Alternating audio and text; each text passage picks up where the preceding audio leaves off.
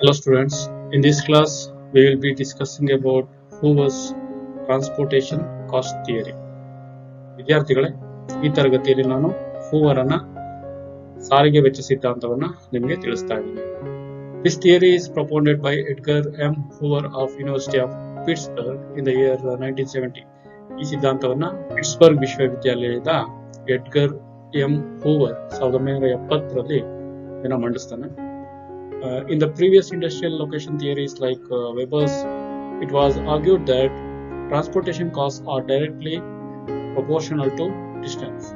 ಇವರಿಗಿಂತ ಹಿಂದೆ ಮಂಡಿಸಿದಂತಹ ಹಲವಾರು ಸಿದ್ಧಾಂತಗಳು, ಉದಾಹರಣೆಗೆ ವೆಬರ್ನ ಸಿದ್ಧಾಂತ ಇದೆ. ಅದರಲ್ಲಿ ಸಾರಿಗೆ ವೆಚ್ಚವನ್ನ ನೇರವಾಗಿ ಅದು ಸಾಗಿಸುವಂತಹ ದೂರಕ್ಕೆ ಸಂಬಂಧಿಸಿದೆ ಅಂತ ಹೇಳ್ತಾರೆ.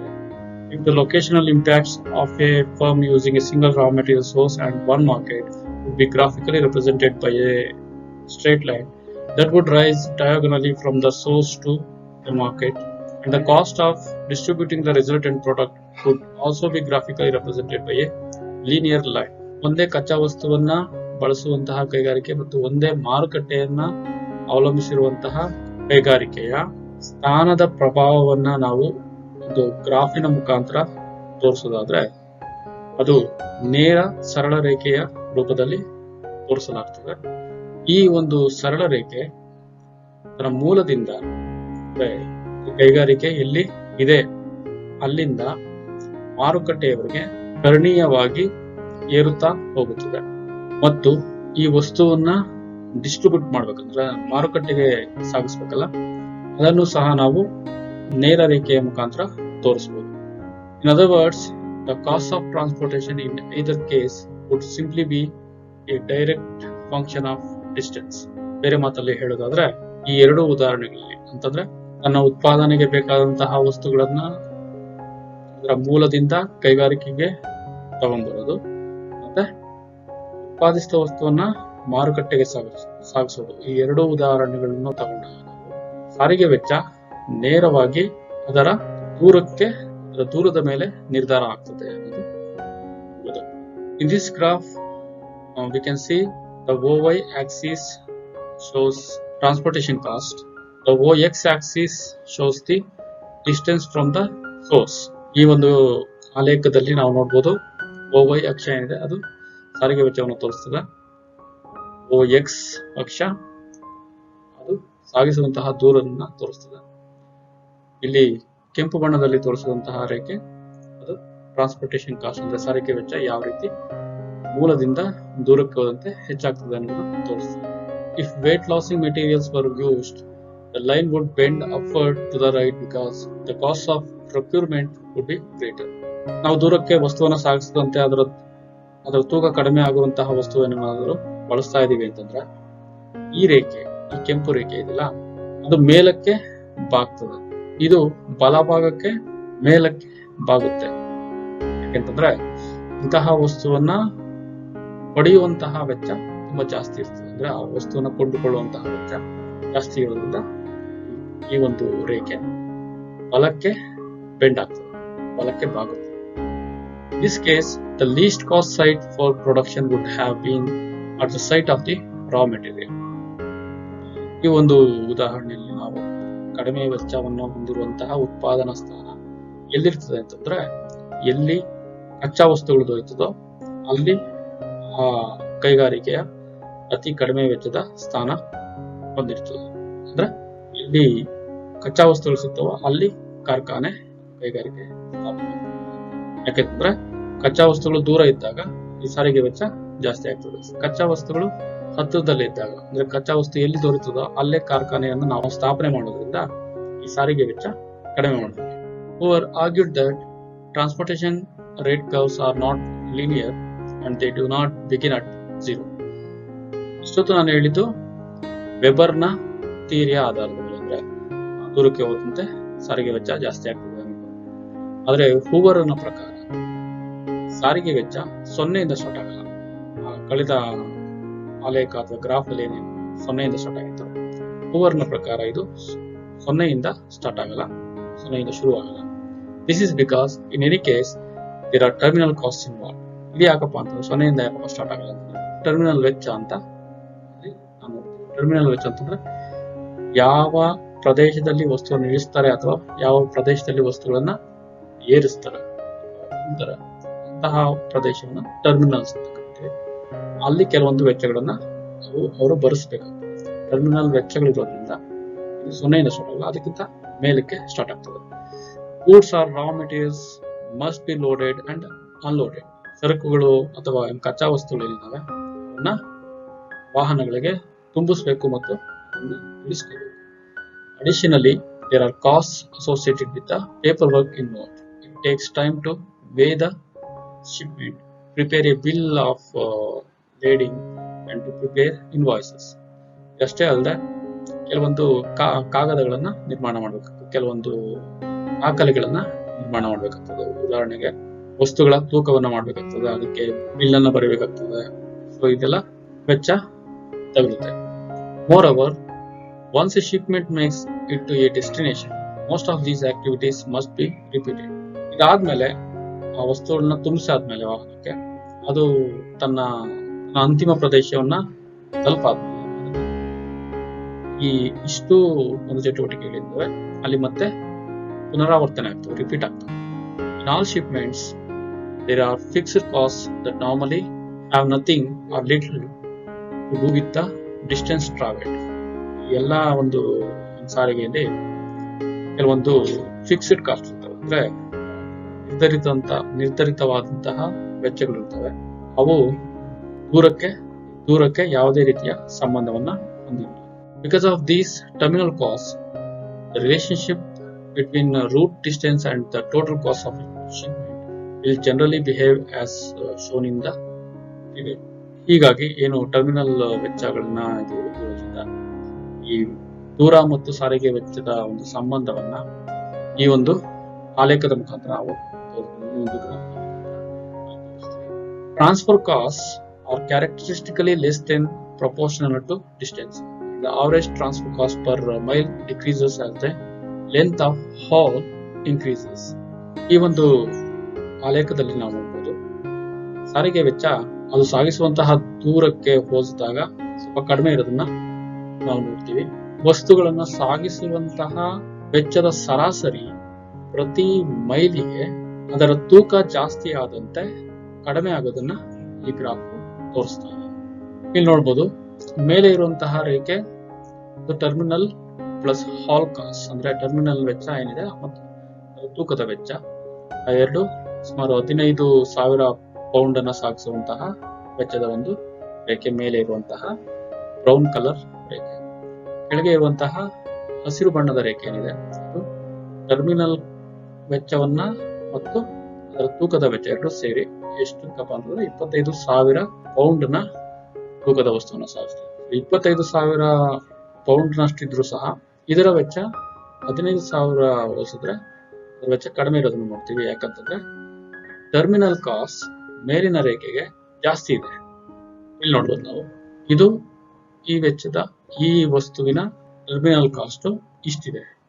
ಪ್ರತಿ 100 ಪೌಂಡ್ಗೆ 100 ರೂಪಾಯಿಯಷ್ಟು ಇದರ ಟರ್ಮಿನಲ್ ವೆಚ್ಚ ಇಲ್ಲಿ ಬರುತ್ತೆ. ಅದೇ ನಾವು ಈ ವಸ್ತುವಿನ 25,000 ಪೌಂಡ್ ಅನ್ನ ಸಾಗಿಸುವಂತಹ ವಸ್ತುವಿಗೆ ಟರ್ಮಿನಲ್ ಕಾಸ್ಟ್ ಎಷ್ಟಿದೆ? ಹೆಚ್ಚು ಕಡಿಮೆ 50 ರೂಪಾಯಿ ಪ್ರತಿ 100 ಪೌಂಡ್ಗೆ ಅಲ್ಲಿಂದ ಸ್ಟಾರ್ಟ್ ಆಗ್ತದೆ. ಅದಕ್ಕಾಗಿ ಅದರ ಒಂದು ವೆಚ್ಚ 15,000 ಪೌಂಡ್ ಸಾಗಿಸೋಕ್ಕಿಂತ ಇದರ ವೆಚ್ಚ ಕಡಿಮೆ ಇರೋದನ್ನ ಇದು ತೋರಿಸ್ತದೆ. A transfer agency with a monopoly would generally be impaired to set rates, discriminating against short haul. ಒಂದು ಟ್ರಾವೆಲ್ ಏಜೆನ್ಸಿ ಇದೆ ಅಂತ, ಸಾರಿಗೆ ಕಂಪನಿ ಇದೆ ಅಂತ, ಅದು ಏಕಸ್ವಾಮ್ಯವನ್ನ ಹೊಂದಿರುವಂತಹ ಸಾರಿಗೆ ಕಂಪನಿ. ಅದು ಕೆಲವೊಂದು ವೇಳೆ ಕಡಿಮೆ ದೂರದ ಸಾಗಾಣಿಕೆಗೆ ಹೆಚ್ಚಿನ ಒತ್ತನ್ನ ಕೊಡೋದ್ರಿಂದ ಅದರ ವೆಚ್ಚ ಬೇರೆದಕ್ಕೆ ದೂರಕ್ಕೆ ಸಾಗಿಸುವಂತಹ ವಸ್ತುವಿನ ವೆಚ್ಚಕ್ಕೆ ಹೋಲಿಸಿದ್ರೆ ಇದರ ವೆಚ್ಚ ಕಡಿಮೆ ಆಗ್ಬಹುದು. Reference to figure, the line showing rates in relation to distance would then have a flatter slope than the line showing the relation of cost to distance. ಈ ಚಿತ್ರದಲ್ಲಿ ನಾವು ಸಾರಿಗೆ ವೆಚ್ಚವನ್ನ, ಇದು ಅದರ ತೂಕ, ಇದು ಅದರ ದೂರ, ಅದು ಎಷ್ಟು ದೂರದವರೆಗೆ ಸಾಗಿಸ್ತದೆ ಇದೆ ವಸ್ತು. ಇದು ತೂಕ ಜಾಸ್ತಿ ಆದಂತೆ ಅದರ ವೆಚ್ಚನೂ ಸಹ ಜಾಸ್ತಿ ಆಗ್ತದೆ. ಉದಾಹರಣೆಗೆ ನೋಡಿ, ಇದು ಎ ಸಾರಿಗೆ ಅಂದ್ರೆ ಎ ಸಾರಿಗೆ ಅಂತಂದ್ರೆ ಒಂದು ರಸ್ತೆ ಸಾರಿಗೆ ಅಂತ ಸಾರಿಗೆ ವಿಧ. ಅದು ತೂಕ ಹೆಚ್ಚಾದಂತೆ ಅದರ ವಸ್ತುವಿನ ತೂಕ ಜಾಸ್ತಿ ಆಗುತ್ತೆ, ಅದು ದೂರಕ್ಕೆ ವಸ್ತುವನ್ನು ಸಾಗಿಸ್ತದೆ, ಅದರ ವೆಚ್ಚನೂ ಸಹ ಜಾಸ್ತಿ ಆಗ್ತಾ ಹೋಗ್ತದೆ. ಅದೇ ನಾವು ಈ ಸಾರಿಗೆ ಅಂದ್ರೆ ಎರಡನೇ ವಿಧದ ಸಾರಿಗೆ ಮಾಧ್ಯಮ, ಅದರ ಒಂದು ವೆಚ್ಚ ರಸ್ತೆ ಸಾರಿಗೆ ಹೋಲಿಸಿದ್ರೆ ಕಡಿಮೆ ಆಗ್ತದೆ, ದೂರಕ್ಕೆ ಸಾಗಿಸಿದಂತೆ ಮತ್ತು ತೂಕ ಜಾಸ್ತಿ. ಉದಾಹರಣೆಗೆ ಮೂರನೇ ಉದಾಹರಣೆ ಸಿ ಮೋಡ್ ಅಂತ ಹೇಳಿ, ಅದರಲ್ಲಿ ಈ ಎರಡೂ ಸಾರಿಗೆ ಮಾಧ್ಯಮಕ್ಕೆ ಹೋಲಿಸಿದ್ರೆ ಇದರ ಒಂದು ಸಾರಿಗೆ ವೆಚ್ಚ ದೂರಕ್ಕೆ ಹೋದಂತೆ ಮತ್ತು ಅದರ ತೂಕ ಜಾಸ್ತಿ ಆದಂತೂ ಸಹ ಕಡಿಮೆ ಇರೋದನ್ನ ಈ ಒಂದು ತೋರಿಸ್ತದೆ. ಸೊ ಇದೇನಪ್ಪ ತೋರಿಸ್ತದೆ ಅಂತಂದ್ರೆ, ದೂರ ಹೆಚ್ಚಾದಷ್ಟು ಸಾರಿಗೆ ವೆಚ್ಚ ಕಡಿಮೆ ಆಗ್ತಿರೋದನ್ನ ಈ ಒಂದು ಗ್ರಾಫ್ ತೋರಿಸ್ತಾ ಇದೆ. ಅದಕ್ಕೆ ವಿರುದ್ಧವಾಗಿ ವೆಬರ್ನ ಸಿದ್ಧಾಂತಕ್ಕೆ ವಿರುದ್ಧವಾಗಿ ಹೂವರ್ನ ಒಂದು ಹೇಳಿಕೆ. The rationale for such discrimination is that for longer hauls, the transport charge is a larger part of the total price of goods at their destination than it is for a shorter haul of the same goods. ಇಂತಹ ಒಂದು discrimination ಅಂತಂದ್ರೆ ವ್ಯತ್ಯಾಸಕ್ಕೆ ಕಾರಣ. ಯಾವ ವ್ಯತ್ಯಾಸ ಅಂತಂದ್ರೆ, ದೂರದ ಪ್ರದೇಶಕ್ಕೆ ಸಾಗಿಸಿದ್ರು ಸಹ ಕಡಿಮೆ ದೂರದ ಪ್ರದೇಶಕ್ಕೆ ಸಾಗಿಸುವ ವೆಚ್ಚಕ್ಕಿಂತ ದೂರದ ಪ್ರದೇಶಕ್ಕೆ ಸಾಗಿಸುವ ವೆಚ್ಚ ಕಡಿಮೆ ಆಗುವುದರ ಹಿಂದಿರುವಂತಹ ಒಂದು ಉದ್ದೇಶ, ಹಿಂದಿರುವಂತಹ ಒಂದು ಅಂಶ ಏನಪ್ಪಾ ಅಂತಂದ್ರೆ, ಈ ಉದಾಹರಣೆಗೆ ಒಂದು ವಸ್ತುವನ್ನ ತಗೊಳ್ಳೋಣ. ಈ ವಸ್ತುವನ್ನ ಅತಿ ದೂರದ ಪ್ರದೇಶಕ್ಕೆ ಸಾಗಿಸ್ತೀವಿ ಅಂತ ಇಟ್ಕೊಳ್ಳೋಣ.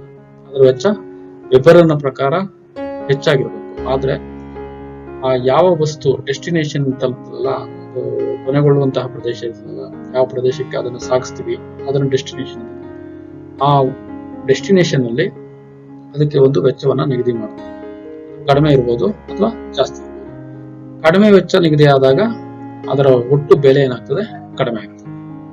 ಅದೇ ನಾವು ಅದೇ ವಸ್ತುವನ್ನ ಕಡಿಮೆ ದೂರಕ್ಕೆ ಸಾಗಿಸಿದಾಗ ಆ ಪ್ರದೇಶದಲ್ಲಿ ನಿಗದಿಯಾಗುವಂತಹ ಅದರ ವೆಚ್ಚ ಅದು ಹೆಚ್ಚಿದ್ದಾಗ ಕಡಿಮೆ ದೂರಕ್ಕೆ ಸಾಗಿಸಿದ್ರು ಸಹ ಅದರ ವೆಚ್ಚ ಜಾಸ್ತಿಯಾಗಿ ಅದರ ಬೆಲೆ ಜಾಸ್ತಿ ಆಗುತ್ತೆ. Each mode of transfer has its own costs and service characteristics and is more efficient than other modes for some classes of service and less efficient for other classes. ಪ್ರತಿಯೊಂದು ಸಾರಿಗೆ ಮಾಧ್ಯಮವು ಸಹ ತನ್ನದೇ ಆದಂತಹ ವೆಚ್ಚ ಮತ್ತು ಸೇವೆಯ ಲಕ್ಷಣಗಳನ್ನ ಹೊಂದಿರುತ್ತದೆ. ಕೆಲವೊಂದು ಸೇವೆಗಳಿಗೆ ಒಂದು ಸಾರಿಗೆ ತುಂಬಾ ವಿಶೇಷವಾದಂತಹ ಒಂದು ಗಮನವನ್ನು ಕೊಡೋದ್ರಿಂದ ಅದರ ವೆಚ್ಚ ಕಡಿಮೆ ಇರಬಹುದು. ಇನ್ನೊಂದು ವಿಧದ ಸಾರಿಗೆ ಇನ್ನೊಂದು ವಿಧದ ವಸ್ತುವಿಗೆ ಹೆಚ್ಚಿನ ಆದ್ಯತೆಯನ್ನು ಕೊಡೋದ್ರಿಂದ ಅದರ ಒಂದು ವೆಚ್ಚ ಕಡಿಮೆ ಆಗ್ಬೋದು. ಸೊ ಹೀಗಾಗಿ ಸಾರಿಗೆ ಮಾಧ್ಯಮಗಳ ನಡುವಿರುವಂತಹ ಒಂದು ವೆಚ್ಚದ ಒಂದು ವ್ಯತ್ಯಾಸ ಏನಿದೆ ಅದು ಸಹ ಈ ರೀತಿ ಲೀನಿಯರ್ ಡೆವಲಪ್ಮೆಂಟ್ ಅಂತ ಕರಿತೀವಿ. ದೂರ ಜಾಸ್ತಿ ಆದಂತೆ ವೆಚ್ಚ ಜಾಸ್ತಿ ಆಗೋದು, ಅದು ಆಗದೆ ಇರ್ಬೋದು ಅಂತ ಹೂವರ್ ಹೇಳ್ತಾರೆ. The lowest cost mode for short hauls need not be the same as the lowest cost mode for long hauls. ಇವರ ಹೇಳಿಕೆಯಂತೆ ಕಡಿಮೆ ದೂರದ ಸಾಗಾಣಿಕೆ ಏನ್ ಮಾಡ್ತೀವಿ ಅದು ಕಡಿಮೆ ವೆಚ್ಚದ ಸಾರಿಗೆ ಅಂತ ಆದ್ರೆ, ದೂರಕ್ಕೆ ಸಾಗಿಸುವಂತಹ ವಸ್ತುವನ್ನ ಕಡಿಮೆ ವೆಚ್ಚದಲ್ಲಿ ಸಾಗಿಸುವಂತಹ ಸಾರಿಗೆ ಮಾಧ್ಯಮ ಎರಡು ಒಂದೇ ಆಗಿರ್ಬೇಕು ಅಂತ ಏನಿಲ್ಲ, ಎರಡು ಬೇರೆ ಬೇರೆ ಆಗಿರ್ಬೋದು. The cost gradients might be expected to intersect, as in figure 2, which has often been used to represent truck, rail and water transport costs. It would also be applicable to a variety of other intermodal comparisons.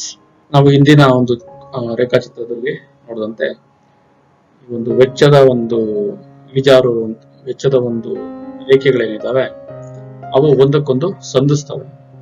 ಈ A B C ಏನಿದಾವೆ ಅವು truck, rail ಮತ್ತು water transport ಅಂತ ನಾನು ಆಗ್ಲೇ ಹೇಳಿದೆ. ಅಂದ್ರೆ ರಸ್ತೆ ಸಾರಿಗೆ, ರೈಲು ಸಾರಿಗೆ ಮತ್ತು ಜಲ ಸಾರಿಗೆ ಅಂತ ಇವು ಎರಡನ್ನು ಸಂಧಿಸುವಂತಹ ಪ್ರದೇಶದಲ್ಲಿ ಮೇಲೆ ಹೋಗುವಂತಹ ರೇಖೆ ಅದು ಪ್ರಾಮುಖ್ಯತೆಯನ್ನ ಗಳಿಸಿರ್ತದೆ ಅಂತ. In a situation similar to that in figure 2, operators of each mode will find that the demand for their service is particularly elastic in those distance ranges where some alternative mode can effectively compete for the traffic. Consequently, there is likely to be competitive rate cutting on those classes of traffic. ಆ ಒಂದು ಚಿತ್ರದಲ್ಲಿ ನಾವು ತೋರಿಸಿದಂತೆ ಎಲ್ಲಿ ಎರಡು mode ಇರ್ತವೆ, ಎರಡು ವಿಧದ ಸಾರಿಗೆ ಇದ್ದಾಗ ಯಾವ ವಿಧದ ಸಾರಿಗೆ ಕಡಿಮೆ ವೆಚ್ಚವನ್ನು ಹೊಂದಿರ್ತದೆ ಆ ವಿಧಕ್ಕೆ ಪ್ರಾಮುಖ್ಯತೆ ಹೊಂದಿರ್ತದೆ. ಜನ ಆ ವಿಧದ ಸಾರಿಗೆ ಮಾಧ್ಯಮದ ಮುಖಾಂತರ ವಸ್ತುವನ್ನ ಸಾಗಿಸ್ಲಿಕ್ಕೆ ಹೋಗ್ತಾರೆ. ಈಗಿದ್ದಾಗ ಏನಾಗ್ತದೆ, ಎರಡು ಸಾರಿಗೆ ಮಾಧ್ಯಮದ ಸಾರಿಗೆ ವೆಚ್ಚ ನಿರ್ಧಾರ ಮಾಡೋದ್ರಲ್ಲಿ ಪೈಪೋಟಿ ಉಂಟು. ಹಾಗಾಗಿ ಆ ಸಾರಿಗೆ ವೆಚ್ಚ ಕಡಿಮೆ ಮಾಡೋಕ್ಕೆ ನೋಡ್ತಾರೆ. ಸೊ ನಾವು ಕಡಿಮೆ ಕೊಡ್ತೀವಿ ಬನ್ನಿ ಅಂತ ಸಾರಿಗೆ ಹೇಳಿದ್ರೆ ಇನ್ನೊಂದು ಸಾರಿಗೆ ನಾವು ಕೊಡ್ತೀವಿ ಅಂತ ಈ ಪೈಪೋಟಿ ಉಂಟಾದಾಗ ಸಾರಿಗೆ ವೆಚ್ಚ ಕಡಿಮೆ ಆಗ್ಬೋದು. Final rate pattern might look something like the block line in figure 2. ಚಿತ್ರದಲ್ಲಿ ತೋರಿಸಿರುವಂತಹ ಕಪ್ಪು ರೇಖೆ ಕೊನೆಗೆ ನಿರ್ಧಾರ ಆಗುವಂತಹ ಬೆಲೆ ಆಗಿರಬಹುದು. For each distance range the lowest cost mode determines the general level of rates, and the progression of rates is rounded off in the most competitive distance ranges where two or more different modes share the traffic. ಪ್ರತಿ ಸಾರಿಗೆಯ ದೂರಕ್ಕೆ ನಾವು ಹೋಲಿಸಿಕೊಂಡಾಗ ಯಾವ ಸಾರಿಗೆ ಮಾಧ್ಯಮದ ಬೆಲೆ ಕಡಿಮೆ ಆಗಿರ್ತದೋ ಅದು ಆ ವಸ್ತುವಿನ ಸಾಗಾಣಿಕಾ ದರವನ್ನ ನಿರ್ಧಾರ ಮಾಡ್ತದೆ. ಈ ರೀತಿ ಎರಡು ವಸ್ತುವನ್ನ ಸಾಗಿಸುವಂತದ್ರಲ್ಲಿ ಎರಡಕ್ಕಿಂತ ಹೆಚ್ಚಿನ ಸಾರಿಗೆ ಮಾಧ್ಯಮ ಪೈಪೋಟಿಯನ್ನು ಎದುರಿಸ್ತಿದ್ದಾಗ ಈ ಒಂದು ಸಾರಿಗೆ ವೆಚ್ಚ ಕಡಿಮೆ ಆಗೋದನ್ನು ನಾವು ನೋಡ್ತೀವಿ. The tendency to falling marginal cost of transfer with increased distance is accentuated to the user. ಈ ರೀತಿ ದೂರ ಹೆಚ್ಚಾದಂತೆ ಸಾರಿಗೆ ಅಂಚಿನ ವೆಚ್ಚ ಏನಿದೆ, ಮಾರ್ಜಿನಲ್ ಕಾಸ್ಟ್ ಅಂತ ಕರಿತೀವಿ, ಅದು ಕಡಿಮೆ ಆಗೋದೇನಾಗ್ತದೆ, ಅದು ಜಾಸ್ತಿ ಆಗ್ತಾ ಹೋಗಬಹುದು. The determination of individual rates for each and every pair of points served by a transfer system is analogously simplified by grouping some of these points into zones or rate blocks. ಒಂದು ಸಾರಿಗೆ ವ್ಯವಸ್ಥೆ ಸೇವೆಯನ್ನು ಒದಗಿಸುವಂತಹ ಪ್ರತಿಯೊಂದು ಪ್ರದೇಶ, ಒಂದು point ಅಂತ ಕರೀತೀವಿ, ಪ್ರತಿಯೊಂದು ಪ್ರದೇಶ ಅಥವಾ ಜೋಡಿ ಪ್ರದೇಶ, ಪೇರ್ ಅಂತ ಕರೀತೀವಿ. ಪ್ರತಿ ಪ್ರದೇಶ ಮತ್ತು ಪ್ರತಿ ಜೋಡಿ ಪ್ರದೇಶಗಳು ನಿರ್ಧಾರ ಮಾಡುವಂತಹ ವೈಯಕ್ತಿಕ ವೆಚ್ಚ ಏನಿದೆ, ಪ್ರತಿಯೊಂದು ಟ್ರಾನ್ಸ್ಪೋರ್ಟೇಷನ್ ಸಿಸ್ಟಮ್ಗೂ ಬೇರೆ ಬೇರೆ ವೆಚ್ಚ ನಿಗದಿ ಮಾಡುವಂಥದ್ದನ್ನ ಸರಳೀಕರಣ ಮಾಡಲಾಗಿದೆ ಇವನ ಸಿದ್ಧಾಂತದಲ್ಲಿ.